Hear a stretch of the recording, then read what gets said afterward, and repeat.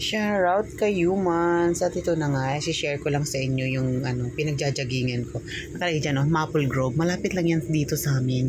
Ayan yung way ko papunta doon. Sa kabilang side yan hindi yan yung may front pa talaga yan. Yan yung, sa kabila naman yan, dito yan malapit sa amin. Kaya dyan ako dumaan, syempre. Tapos, ito yung kanina, yung haring araw. Naabutan ko siya. Ganyan ang itsura niya. Sobrang laki niya. O, diba?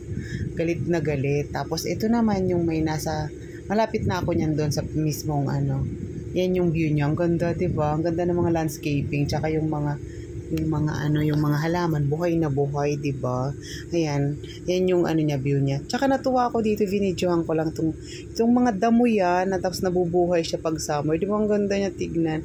Tapos itong way na to, lumisa ko ng way wala halos pumupunta diyan. Syempre introvert tayo, kaya lumalayo tayo sa mga masyadong matatao, maraming tao. Yung gusto mo mag-jogging pero ayaw mo ng yan may pwede naman pumunta diyan. Huwag ka lang pumunta talaga, lumapit dun mismo sa lake. Ayan, pakita ko sa inyo yung lake. Yan yun. Ay, hindi ko alam hindi ko sure kung man-made yan. Tapos ay may nakita ako na pussycat. Siyempre marami akong for parents ako kaya marami akong mga alaga. Kaya siguro lapitin ako ng mga pusang ganyan. Ayan, hinawakawakan ko siya. Tinatanong ko siya dyan, alam mo yun, ako lang ba o pati rin kayo? Kinakausap ko yung mga pusa. Sabi ko, nasa ng mama mo? Nasa ng mama mo? Sabi ko ganon. Sabi ko, nasa nung mama mo? Sabi ko, pasensya ka na, wala akong dalang food Tapos ganon. Tapos ito yung yung nakaikot na ako niyan doon sa pinagjajagingan ko.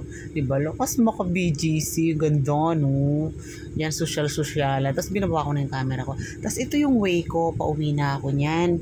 Kasi nga, pagod na tayo, naka 10,000 steps na tayo niyan. Yun lang. Bye!